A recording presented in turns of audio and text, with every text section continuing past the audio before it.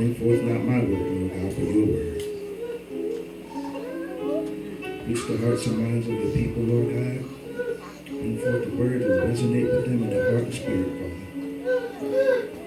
And right now, I just give you all the glory, all the honor, and all the praise. In Jesus' name, amen.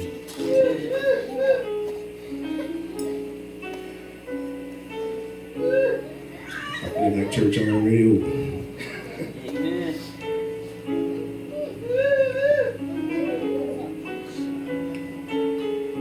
The topic on today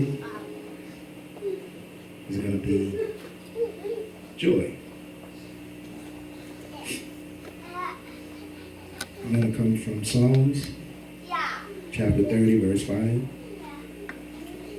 It reads, "For his anger endureth but a moment. In his favor is life. Weeping may endure for a night, but joy cometh in the morning." All right, so who in the room has had a hard week?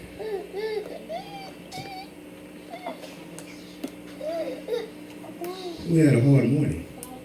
Amen. Amen. It seems like it just don't stop, right? There's always something. If it ain't one thing, it's another. But I can tell you this. Just as the seasons change from winter to spring, and just as the night turns to day, I can tell you that trouble don't last always. Amen. Your troubles, they seem like they last forever.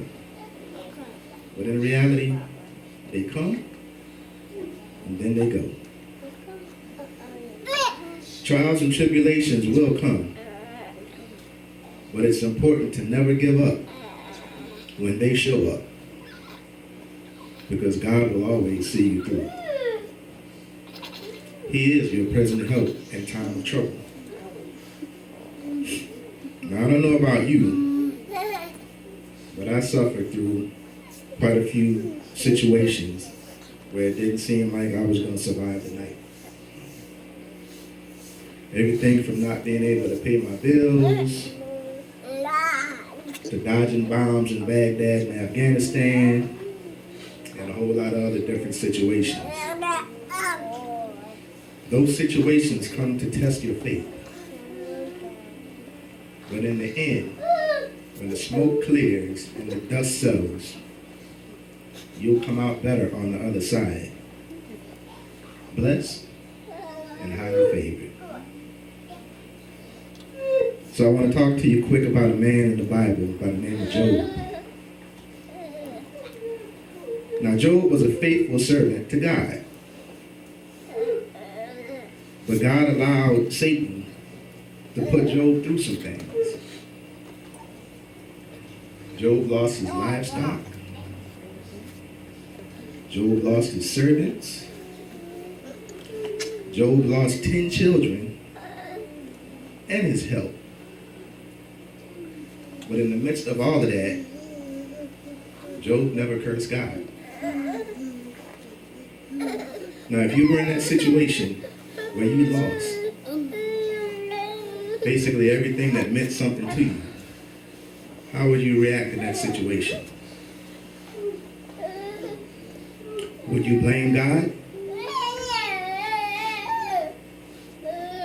Would you blame the world? Would you blame the devil? Who would you blame?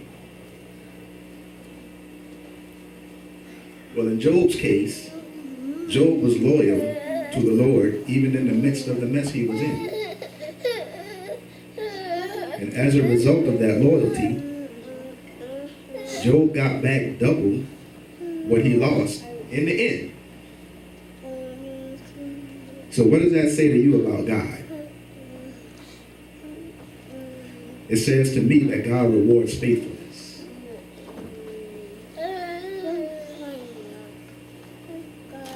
When you're faithful to him and you're loyal to him, even in the midst of what you're going through, Even when you're losing things, even when you feel like you're losing your mind, and trouble is constantly in your way.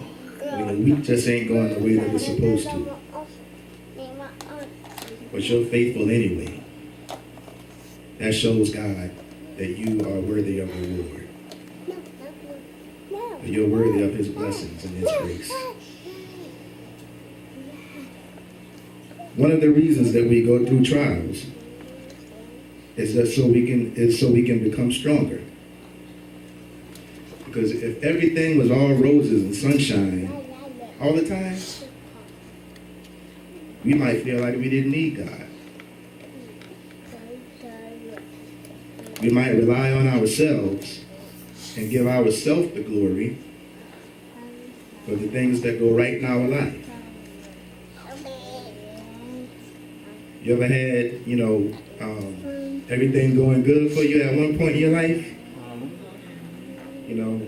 You're able to pay all your bills on time. You're riding around in that brand new car. You just bought a brand new house. You got it going on. But were you still praying when that happened? But think about it this way too. How many people in the house have played football before? How many people have watched football before? How many people have seen the training camp for the Panthers at some point? On TV or even heard about it? Okay? Now when football players go out to play in the game, they don't just show up and play on the field. That's right. That's right? They don't just say, hey, you know what, we got this game on the 31st and we want to see you there and catch you later. They go through drills and they take hits on the practice field. I know kids that play football know about hits on the practice field. They take hits on the practice field to condition themselves for when they get hit in the game. Now, just like football players, our coach, King Jesus, put us on a practice field called Earth. He put us down here on the playing field.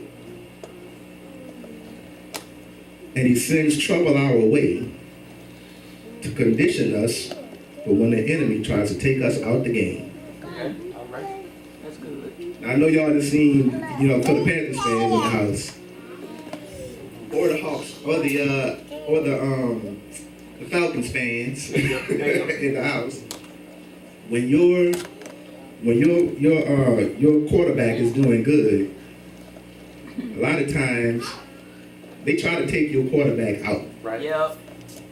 They try to hurt that quarterback and get him out for the rest of the season because he's a threat to them winning. Right. At one point, the Saints put bounties out on people. Yep. To hurt them and get them out the game quick so that they could win. I think that's what the devil does to us. He's trying to take you out early. He's trying to get you real quick. But you have to be conditioned to take the hit so that you don't get put out the game. And that's what God is doing for us. When he sends us trials and tribulations, when he sends us those problems that seem like they're going to take us out, it ain't nothing but practice hits on the field. All right. That's all it is. It's just something that God's sending in your way to make you stronger. He's sending you that situation to make you smarter so that you know how to maneuver. He's increasing your playbook. So sometimes when we're in a situation and it's nighttime, it seems like it's nighttime, you can't see what's going on. When I was a kid, it'd get dark and the street lights would be out. You can't see what's happening. You're facing dark circumstances. We might weep because we just can't seem to see our way out. We don't know what's going to happen. But when morning comes, and the sun shows up. Uh-huh. Not the sun in the sky, not the yellow sun. But when the sun shows up, you won't be able to feel nothing but joy. Yes, Lord. Hallelujah. Hallelujah. Amen. That's my word.